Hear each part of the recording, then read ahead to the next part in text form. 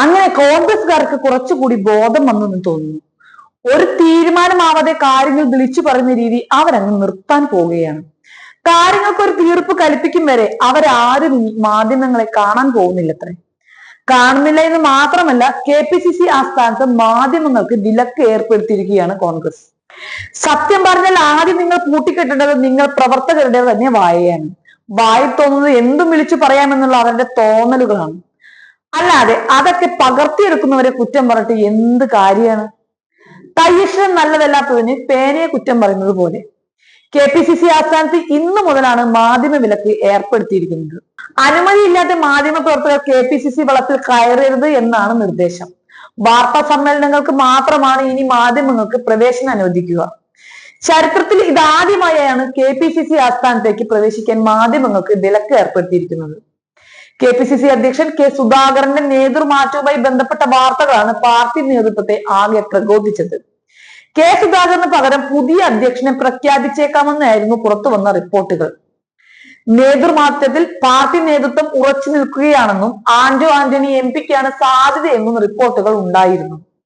എന്നാൽ തീരുമാനമെടുക്കേണ്ട സമയത്ത് എടുക്കാൻ പാർട്ടി നേതൃത്വത്തിന് അറിയാമെന്നായിരുന്നു ഇക്കാര്യത്തിൽ AICC general secretary KC Venugopal പ്രതികരിച്ചത്. ഇത് സംബന്ധിച്ച് തീരുമാനമുണ്ടായാൽ അറിയിക്കാമെന്നും KC പറഞ്ഞിരുന്നു. മാധ്യമ വാർത്തകൾ തള്ളിക്കൊണ്ടായിരുന്നു സുധാകരന്റെയും പ്രതികരണം.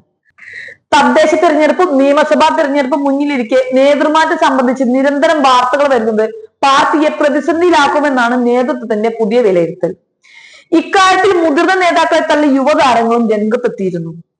നേതൃമാറ്റവുമായി ബന്ധപ്പെട്ട് മുതിർന്ന നേതാക്കൾ അടിക്കടി പ്രതികരിക്കുന്നത് അവസാനിപ്പിക്കണമെന്നും വരാൻ പോകുന്നത് അംഗനവാടി തെരഞ്ഞെടുപ്പ് അല്ലെന്നും യുവ നേതാക്കൾ കാണിക്കുന്ന പാകതയും പക്വതയും മുതിർന്ന നേതാക്കളും കാണിക്കണമെന്നുമായിരുന്നു MLA-യും യൂത്ത് കോൺഗ്രസ് അധ്യക്ഷനുമായ രാഹുൽ മാങ്കൂട്ടത്തിൽ പ്രതികരിച്ചത്. രാഹുലിനെ പിന്തുണച്ച് ഷാഫി പറമ്പിൽ MLA-യും രംഗത്തെത്തിയിരുന്നു. ഈ തരത്തിൽ നേതൃമാറ്റ ചർച്ച കോൺഗ്രസിന് തലവേദനയായ സാഹചര്യത്തിൽ കൂടിയാണ് KPCC ആസ്ഥാനത്ത് പ്രവേശിക്കുന്നതിന് മാധ്യമങ്ങൾക്ക് വിലക്ക് ഏർപ്പെടുത്തിയിരിക്കുന്നത്. അതേസമയം ഡൽഹിയിൽ കൊണ്ടുപിടിച്ച ചർച്ച തന്നെയാണ് നടക്കുന്നത്. സുധാകരനെ മാറ്റാതെ തന്നെ കാര്യങ്ങൾക്ക് ഒരു നീക്കുപോക്ക് ഉണ്ടാകുമെന്ന് കരുതുമെന്നാണ് അടുത്ത വൃത്തങ്ങളിൽ നിന്നും ലഭിക്കുന്ന വിവരം.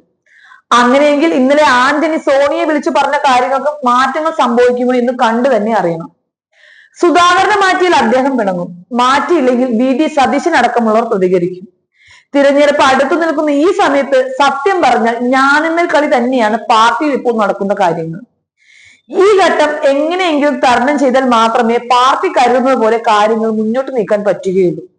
എന്തായാലും കാത്തിരുന്നു കാണുക തന്നെ.